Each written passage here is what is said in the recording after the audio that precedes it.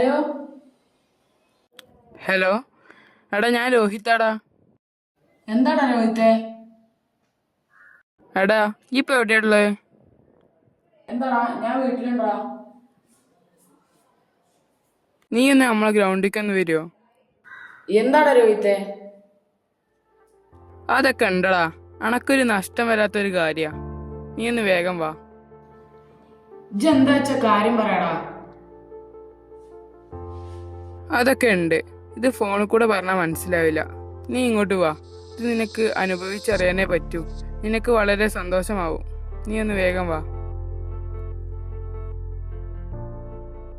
എന്താ കാര്യം വെച്ച തെളിച്ച് പറയും.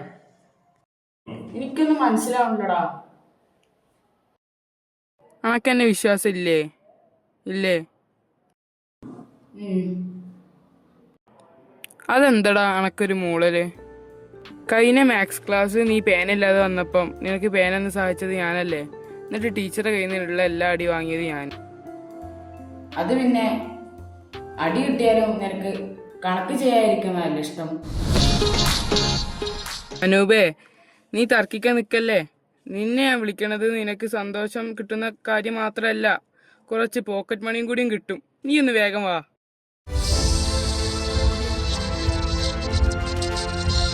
നോ പറയേണ്ട സാഹചര്യത്തിൽ നമ്മള് നോ എന്ന് തന്നെ പറയാനുള്ള ഒരു ആർജവം നമ്മൾ നേടിയിട്ടുണ്ട്.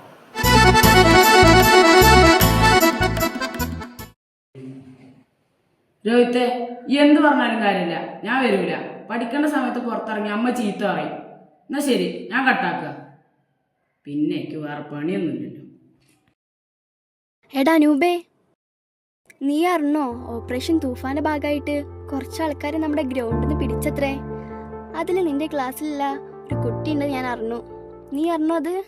ലഹരിക്കടിപ്പിടിൽ ഒരു നാളും നാം ശിരസ്സുയർത്തി പറയുക, ലഹരിക്കടിപ്പിടിൽ ഒരു നാളും നാം വരം കണക്കി കിട്ടിയ ജീവിതം എറിഞ്ഞുടയ്ക്കുകയില്ല നാം.